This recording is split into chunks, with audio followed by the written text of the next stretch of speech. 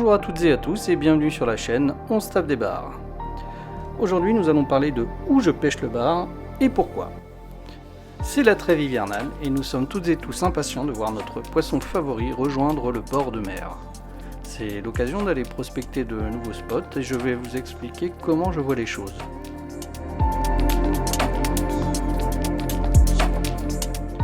Nous avons toutes et tous été en famille nous promener en bord de mer.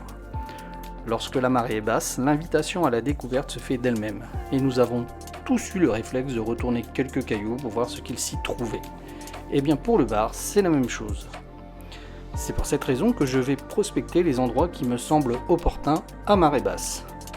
J'ai bien évidemment recours dans un premier temps à Google Earth, qui est une mine d'informations en vue aérienne.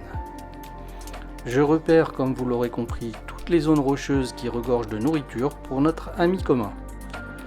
Une fois cette étape effectuée, je pars sur site pour y découvrir la nature du sol. Vous allez me dire, mais il se prend pour un géotechnicien. Non, pas du tout. Je vais simplement voir si de l'étal, lorsque la mer a atteint son niveau le plus bas, jusqu'à la hauteur maximale lorsque la mer est montée. Je peux y trouver des paliers afin de pouvoir me sécuriser en cas de forte marée.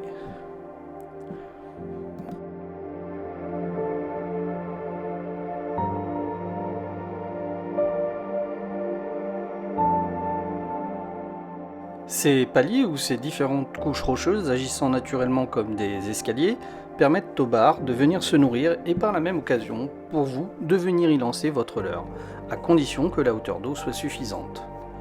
Pour ma part, comme vous avez pu le constater sur mes différentes vidéos, il m'arrive de pêcher sur 30 cm d'eau et c'est sans surprise que j'ai pu y faire de très jolis poissons.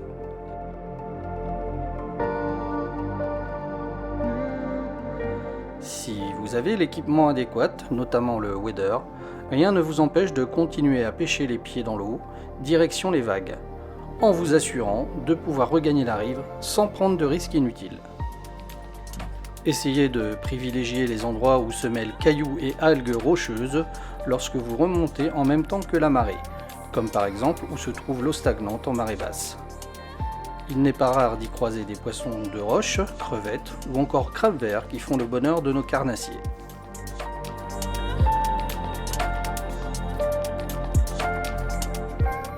Dans un premier temps, si vous avez des leurres de surface, balayez la zone devant vous, de gauche à droite ou de droite à gauche. Ça, c'est vous qui voyez. Et vous saurez rapidement s'il y a de l'activité. En revanche, si vous ne voyez pas d'attaque en surface, cela ne veut pas dire qu'il n'y a rien en dessous.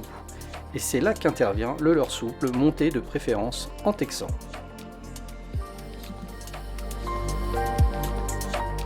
Cette approche de la pêche du bar est bien évidemment valable dans tous les coins de pêche en bord de mer. C'est aussi bien valable pour la pêche au descendant ou au montant, d'où l'importance de la prospection et de l'étude du terrain.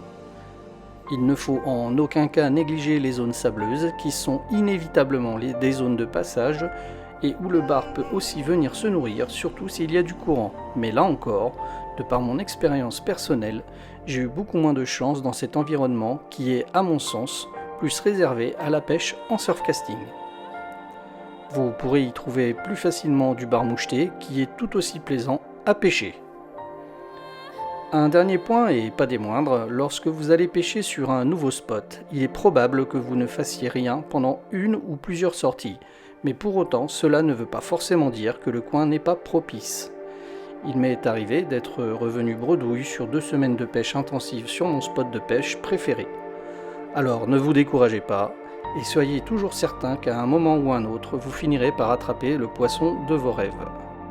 Les différentes hauteurs de marée n'ont pas réellement d'importance et tactiquement, je m'assure que les pressions atmosphériques ne soient pas trop changeantes sur ma semaine de pêche, ce qui peut considérablement détraquer le comportement du poisson qui préférera les eaux du large. Voilà, j'espère qu'avec tous ces conseils, vous allez aborder cette nouvelle saison 2025 sous les meilleurs auspices et de manière plus sereine pour les débutants.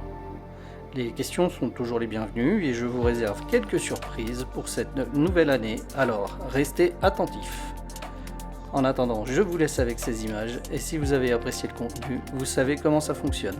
À très vite.